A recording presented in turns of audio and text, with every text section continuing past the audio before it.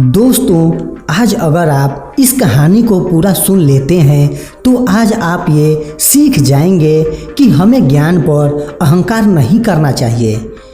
दोस्तों, कहानी में खोने से पहले वीडियो को लाइक और हमारे चैनल को सब्सक्राइब कर दीजिए। चलिए दोस्तों, कहानी को स्टार्ट करते हैं। एक बार की बात है, महाकवि कालिदास रास्ते में थे। उन्हें बड़ी जोर से प्यास लगी थी। तभी उन्होंने देखा वहाँ एक पनिहारिन पानी भर रही थी। कालिदास पनिहारिन के पास गए और बोले, माते पानी पिला दीजिए, बड़ा पुण्य होगा। पनिहारिन बोली, बेटा मैं तुम्हें नहीं जानती, अपना परिचय दो, मैं पानी पिला दूंगी। कालिदास ने कहा, मैं मेहमान हूँ, कृपया पानी पिला दीजिए। पनिहारिन बोली, तुम मेहमान कैसे हो सकते हो? संसार में दो ही मेहमान हैं, पहला धन और दूसरा यौवन।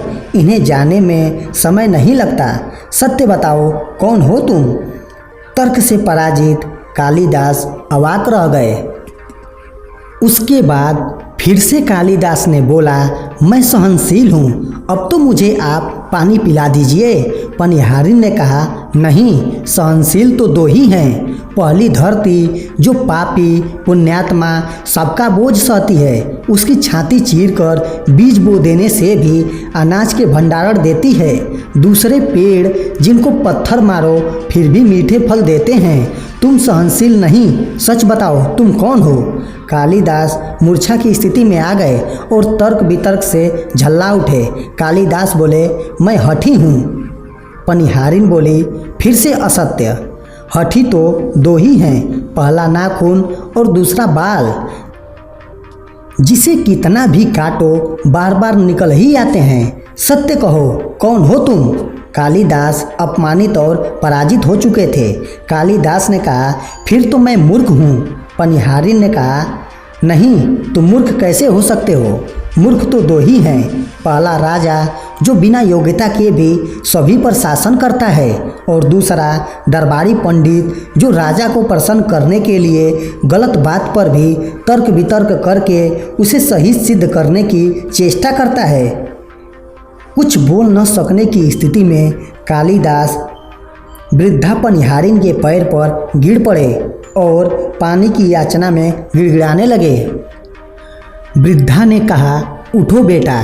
आवाज़ सुनकर कालिदास ने ऊपर देखा तो साक्षात माता सरस्वती वहाँ खड़ी थी। कालिदास पुनः माँ के पैरों में नतमस्तक हो गए।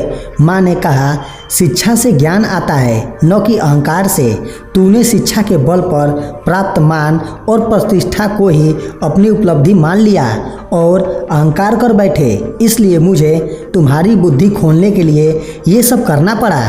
कालिदास को अपनी गलती समझ में आ गई थी और वे भरपेट पानी पीकर आगे सफ़र पर चल दिए। दोस्तों, अपने ज्ञान पर कभी घमंड नहीं करना चाहिए। घमंड ज्ञान को नष्ट कर देता है। व्यक्ति जीवन भर कुछ न कुछ सीखता रहता है। ज्ञान को सीखने की कोई उम्र नहीं होती, बस सीखने की इच्छा होनी चाहिए। सीखना इच्छा और जिज्ञासा पर निर्भर करता है। आपके अंदर जितनी प्रबल सीखने की इच्छा होगी, आप उतने ही बड़े विद्वान और ज्ञानी बनेंगे। दोस्तों, अगर ये कहानी आपको अच्छी लगी हो तो प्लीज़ दोस्तों वीडियो को एक लाइक कर देना और हमारे चैनल बीकेएस स्टोरी को प्लीज़ सब्सक्राइब कर दीजिए। दोस्तों, मिलते हैं अगली वीडियो में कोई नई कहानी के साथ। तब तक के लिए जय हिंद, जय भारत और वीडियो को पूरा देखने के लिए दिल से धन्यवाद।